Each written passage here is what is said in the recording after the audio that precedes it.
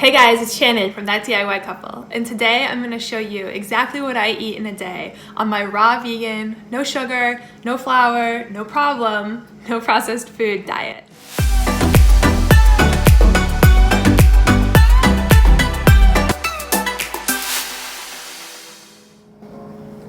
So as you guys know, I've lost about 100 pounds over the course of the last 2 years. John has lost about 90 pounds, and this has generated a lot of questions about exactly how we did it and exactly what we eat.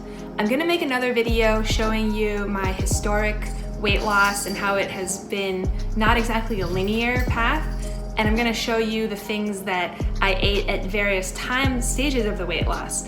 But today what I'm gonna do is I'm gonna show you exactly where I am right now and what I'm eating on a day-to-day basis here at the end, towards the end of my weight loss journey. So the first thing I'll show you is my refrigerator. This is where I keep all my food that is prepped for the week. Every Saturday morning I wake up and I go to the store before John gets up and I buy fresh produce and food for the week. And then I take a couple hours in a moment of calm on the weekend when I'm feeling relaxed to prepare all the food that I need for the week ahead. This is a really nice ritual for me. I really enjoy it. I put on a couple of TV shows and I prepare all my food in my mason jars for the entire week. I like storing them in mason jars because they are cheap and versatile and they keep everything really well organized for me. And also they are amazing for keeping things fresh. I have a whole video on how I make my mason jar salads and how I make my sauerkraut, which I'll link to. But this is my general setup. So every morning when I'm getting ready to go to work, I take 4 mason jar salads and 1 large sauerkraut, and I put them in a tote bag that I use to transport things to work.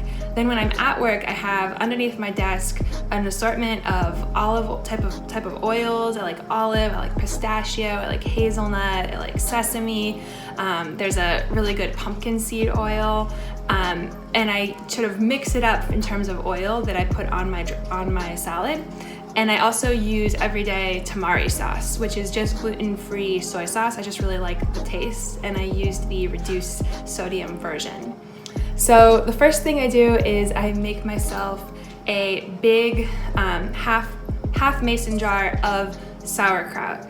I really love the way that I feel when I'm eating fermented foods. There's a really good book called The Mind-Gut Connection, which talks about the relationship between the probiotics that we have in our stomach and the way that we feel. And I just feel great when I have a lot of really healthy bacteria, and fermented foods like sauerkraut and kimchi provide that for me.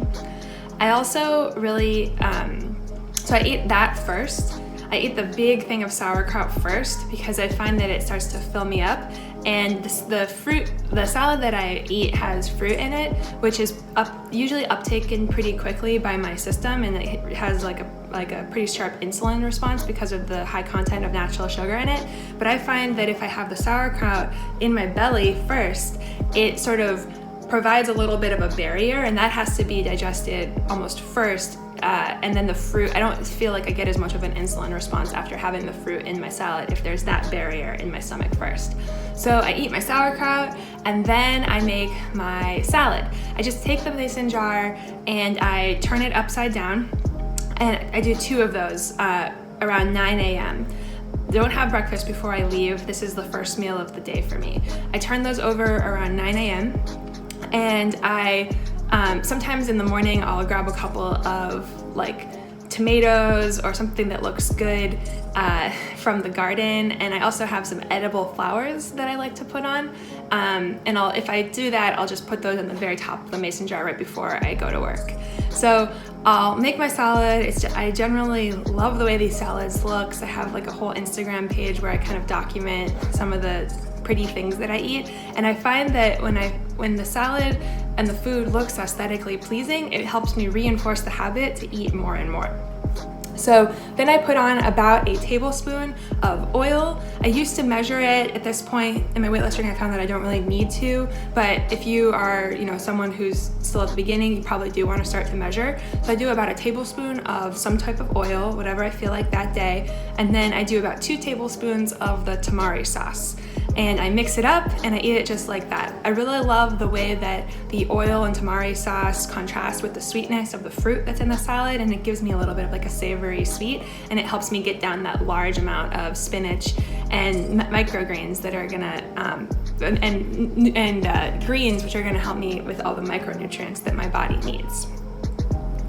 So then several hours later, around 2 or 3 p.m., I do the same thing again. I have 2 large salads and half a mason jar of sauerkraut in the exact same order. It's not particularly, there's not a lot of variety in what I eat, but I'm not the type of person who requires a ton of variety. I could eat the same thing every day and be happy. And the reason that I only eat these 2 times a day is because I follow a practice called intermittent fasting.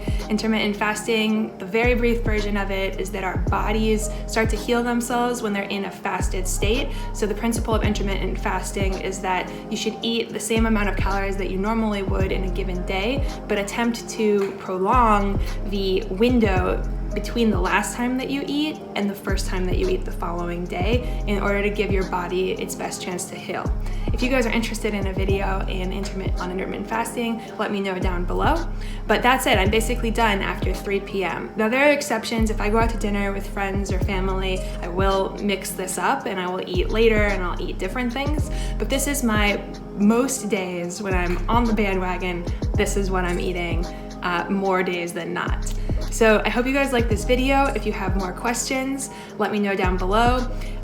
This is again where I am now on my journey. As you guys know, I followed a vegan diet and a bright line eating diet for a period of time, and this is kind of what I've tailored it into. So I do not measure my food at this point. I used to. I can make a video of what I did historically to help if that's helpful.